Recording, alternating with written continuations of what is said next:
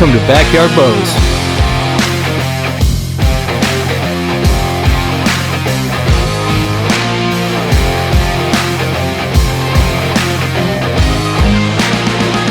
Hey, welcome to Backyard Bows. I'm Brandon, and today we finally got the Era in. So I've been waiting on this bow.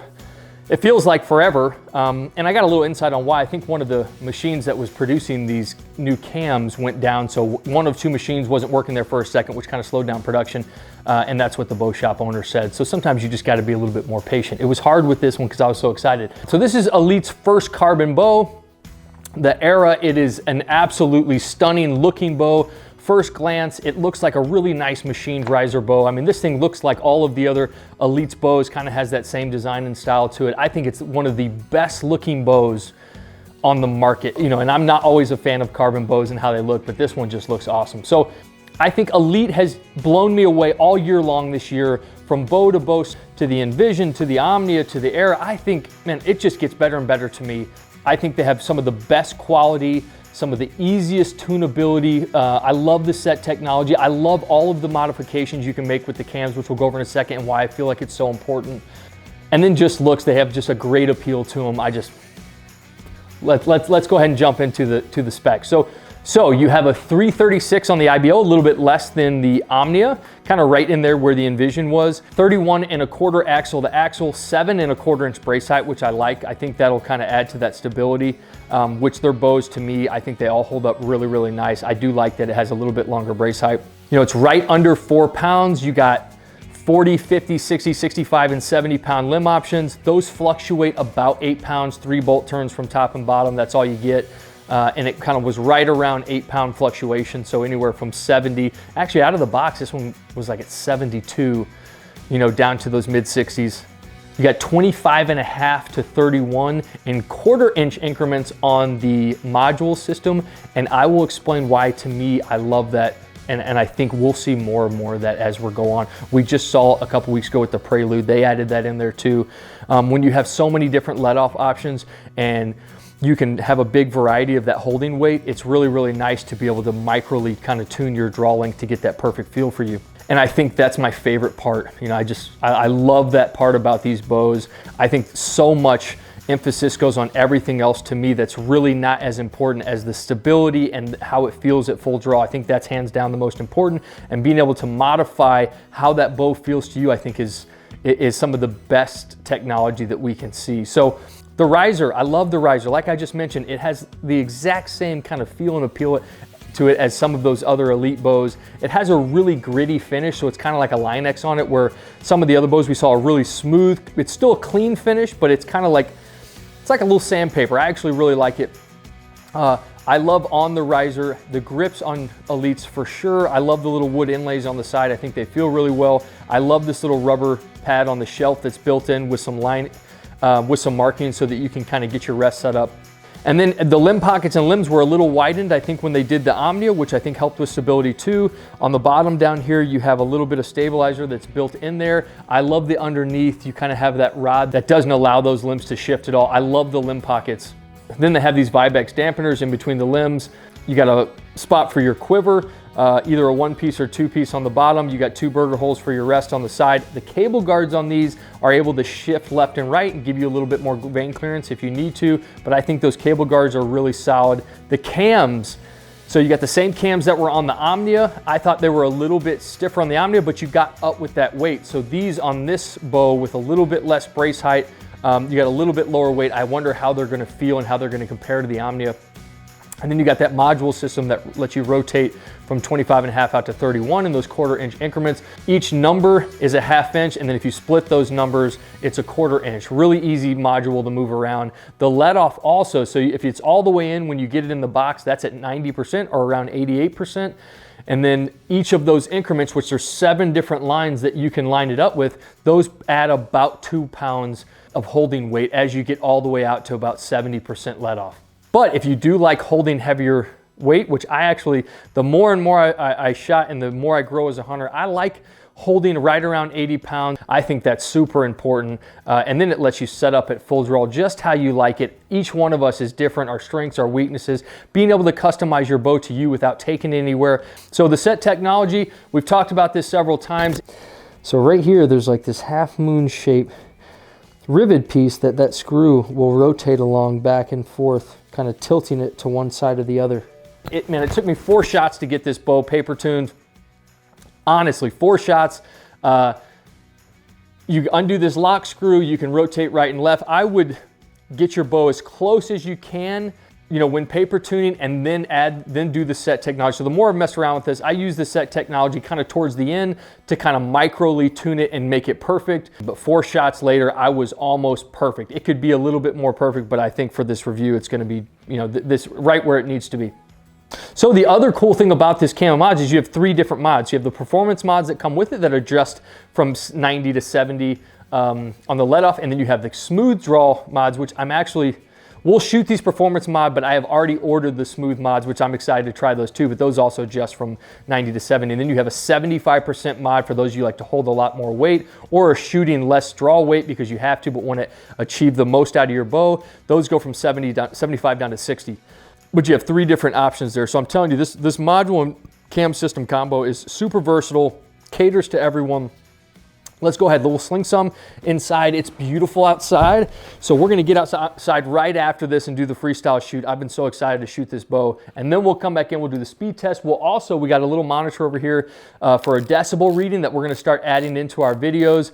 And we'll do a reading on that to kind of compare bows and their loudness from one another. So let's go ahead, we'll do our single shot assessment. Like I just mentioned, I love the grips. The best part about a light bow, let's talk about that. Obviously, if you're out west, you're hiking a lot, you're stalking a lot, you're crawling.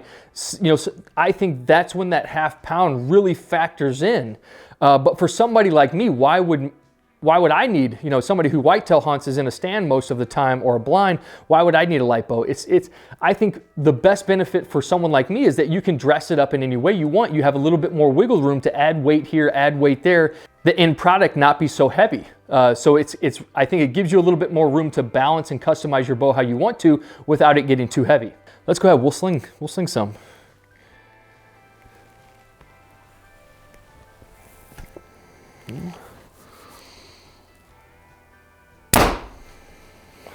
Man, so the draw cycle is stiff. It's kind of, you know, imitates that Omnia. Obviously, it's pretty much the same bow, different riser. It's stiff. I mean, it's towards the beginning, it's a good pull. Now I'm even more interested in those smooth mods. Let me shoot one more. I mean, yeah, it's a good pull. The transition's nice. I know, like I mentioned, when you first get these out of the box, they're set at that 90% let off. So if that's your first assessment of the bow, make sure you drop it down to 80% and then draw that bow. It's such a big difference. It was with the Omnia. It smooths out so much from 90 to 80 because it is a stiff pull at the end. And if you have it on 90, it kind of dumps on you. But don't let that be your final assessment of this draw cycle. I think it's set in at 80, holding a little bit more weight. It really smooths out a little bit. But man, this has the feel of every other elite bow that I've shot. It's dead in your hand. For a carbon bow, that's probably one of the best feels in your hand you can get. I mean, it's almost nothing. It's like for a second, the bow's just floating, not even touching your hand. The follow through is nice. The balance of the bow is really nice. Kind of that natural follow through. It's like a really nicely weighted, proportionate bow. You know, the draw cycle, it's a little harsh. It's harsher than I was anticipating and expecting, and a little harsher than I like, but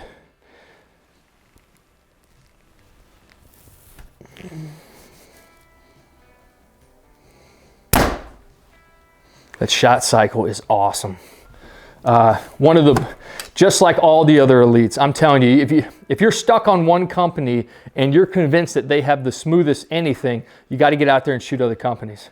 I think that's the #1 thing that stands out to me with elites is their shot cycle, that feeling in your hand, which is non-existent. I mean, it's incredible what they are able to do. I don't know exactly how they achieve such little feel in your hand from aluminum and then now to a carbon. But honestly, it's impressive. It's impressive. And I'm not even going to comment on the sound because now we got this decibel reader and we'll just let that thing, you know, I would say this is just kind of a normal sounding bow, as general as that as that is, and we'll let this thing kind of decide where it lands on that decibel reading. One more and then we'll get outside.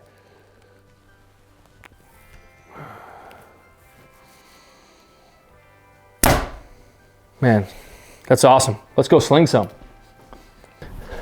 All right, freestyle shoot, 3D targets everywhere. We will hit everything over the course of the day. We will shoot a bunch. I usually shoot most of the shots from the gazebo at the bear at 40 and the elk up at 50, but we'll shoot a little bit of everywhere kind of right here at the beginning and kind of give you a little bit of variety.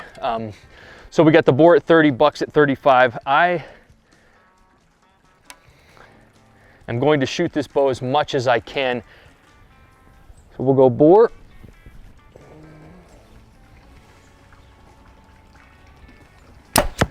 Okay, so the hold on this is great. This is probably one of the better holding carbon bows that I've shot from this year.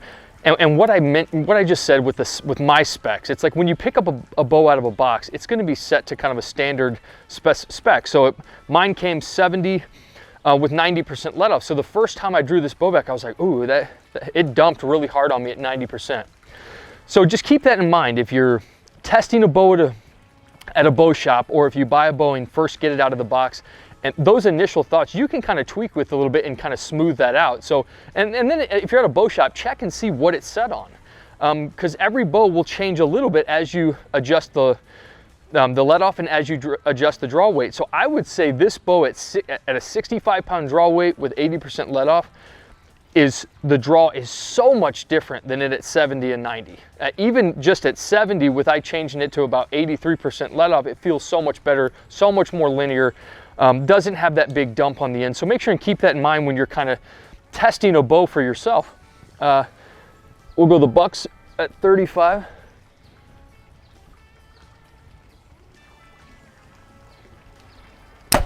I love the hold. I mean, it's solid. It's rock solid. It doesn't want to move at all on you. Horizontally, vertically, it dials down really quickly. And even at 80% let off, it has a really nice solid back wall. It just sets up really nice in full draw. Getting it there is a little bit, you got to put some effort into it, but once it's there, I mean, that's just, let me shoot one more on that quartering buck. I love that. I love carbon bows. It's kind of like a hobby. It's like carbon bows for me. I don't put them in the field a ton, but I love shooting them and I love reviewing them.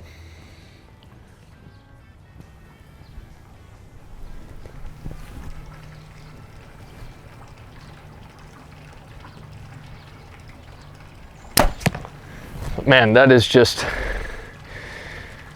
thing is awesome. Let's shoot some more. Let's go over to the other side. If you have the money, or if you're needing a lightweight carbon durable bow for the terrain that you're hunting in, I think it's the best quality you're going to get with some of the most top-notch technology that's on the market today. So we'll climb this 3D ladder. Each target is 5 yards from each other, and we'll go from 20 all the way up to 50.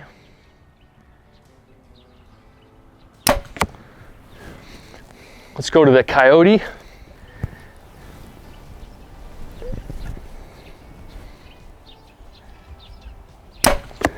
I think that this is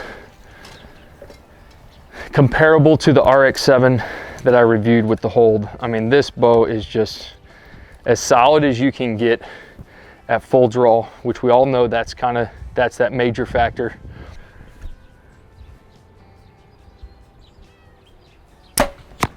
But I mean, it's on the money. This thing is flinging some darts here. So we'll switch it up. We'll go to that gray wolf, which is at 35, and then we'll get on that black bear in the full draw stall.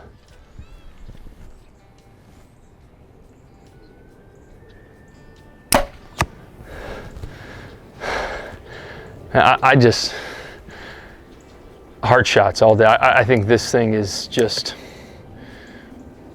it's the hold, it's so quick to dial down. Right at full draw, you look through your peep, find your sight housing, it wants to level out on you. And then immediately you can start dialing those pins in. I mean, just immediately. We'll go black bear, and then we will do a full draw stall on that little black bear.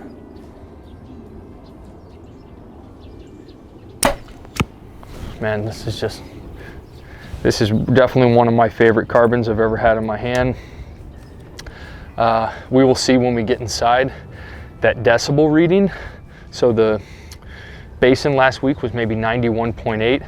This one, who knows? I think it's probably going to be a hair quieter, but we'll just have to see. And another thing is, I don't think they're going to fluctuate that much, even just from other reviews that I've watched. You know, Mike's Archer, people who do the decibel reading, there's not a ton of fluctuation in those. So we'll just have to see. And, you know, as we do them week to week to week to week, we'll get a bigger picture of how much they're going to fluctuate, and if that's more smoke for advertising or if that's something that really needs to be factored in. Let's do full draw stall. 1 minute.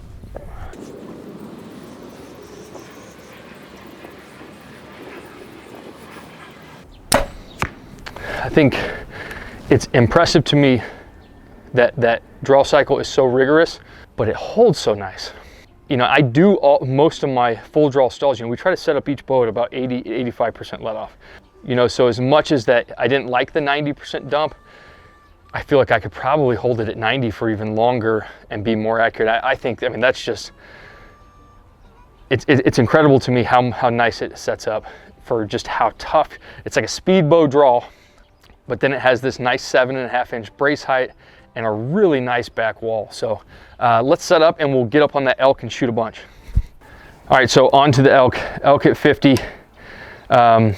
Man, so I got a 3-pin react on here, and this sight is one of my favorites. I think and we actually are going to do a review on this sight. We'll kind of help you set it up, and we'll kind of, you know, go over the sight. But I think this is the best combination between an adjustable and a fixed pin sight. So you got 3 for that hunting, 20, 30, 40 whitetail hunting. And then if you do need to, even for fun or for different hunting, you have that adjustability on the side. I love it. And it goes all the way out to like 100, 120 yards. One of my favorite sights on the market. It's up there in price, but not nearly as expensive as some of these ones that we're seeing nowadays. So keep a lookout for that too. That'll be a good review. And if you're interested in buying one, we'll kind of go through that setup process with you as well.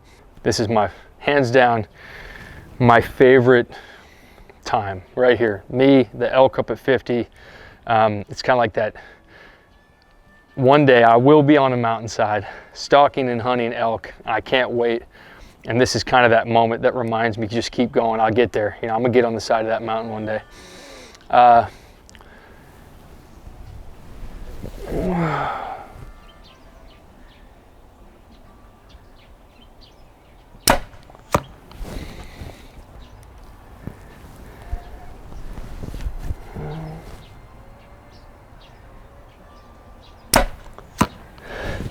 It's just it's a tough pull. So I got one more here. We'll try to creep over, get on that heart a little.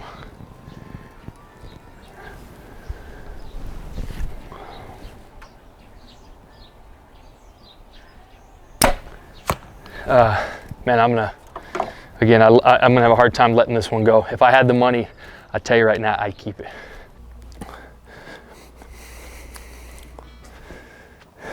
So when I messed around with my let off, I ended up adding a 1/4 inch on my draw, but I put it back to 30. 500 grain arrows, a 300 spine full metal jacket. You got 70 pounds, 80% let off, 30 inch draw. So I think it's gonna be right there in that kind of high 280s. Anywhere, so 281. You know, we got 10 inch or 10 feet per second kind of a grade. So anywhere from 280 to 289, it gets 8 out of 10, 290 to 299, 9 out of 10. That's 287. I have a feeling it'll kind of be right in there.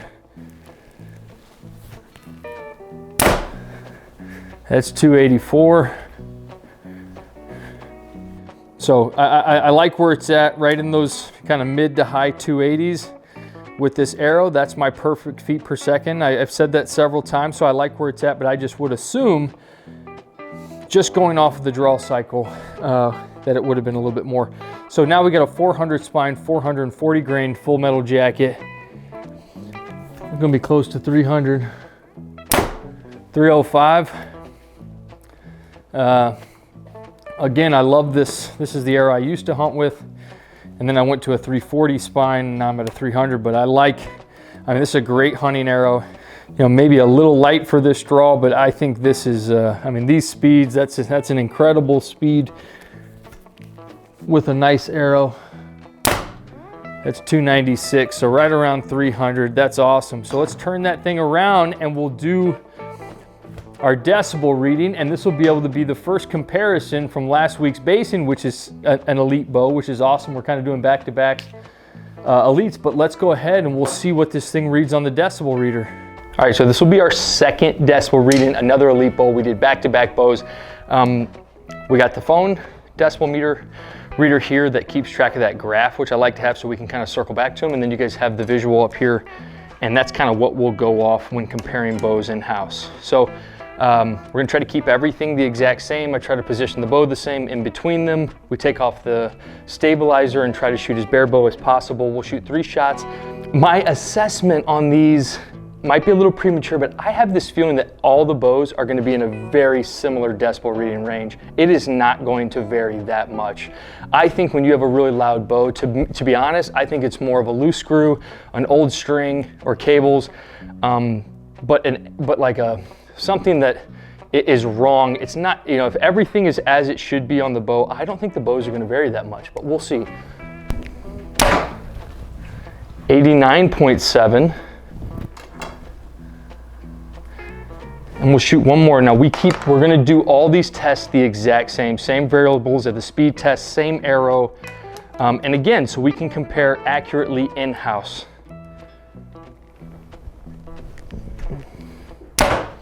90, so a little quieter than the Elite Basin.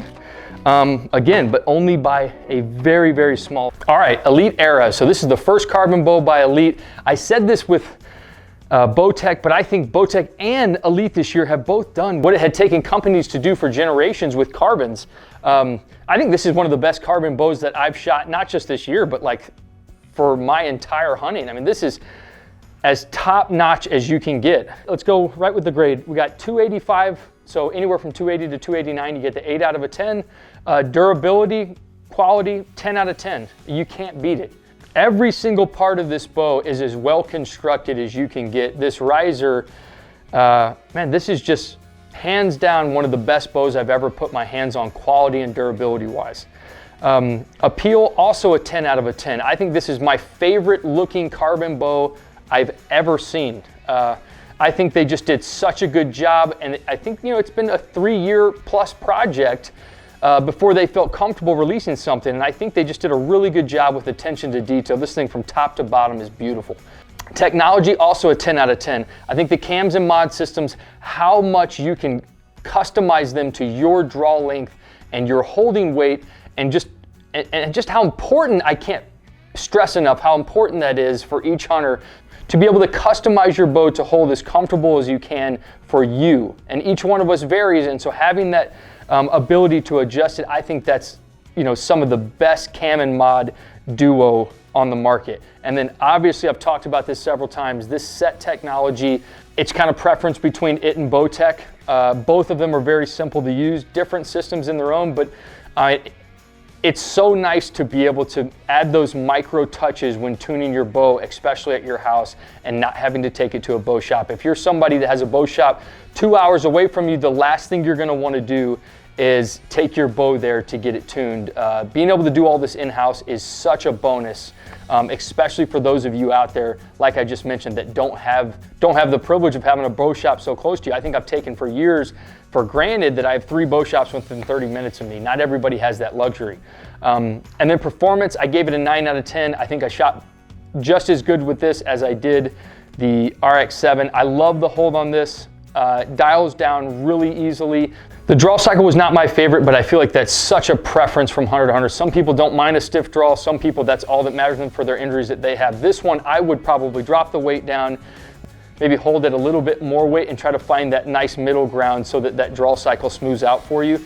But this bow, just like every other Elite, dead in the hand. As you saw, it's a little bit quieter than the Basin. Again, I can't really keep elaborating on the noise until we get a whole bunch of bows stacked up, which we'll do, and then maybe we'll circle back. But I feel like it's nice and quiet for a carbon bow, unbelievably dead in the hand for a carbon bow.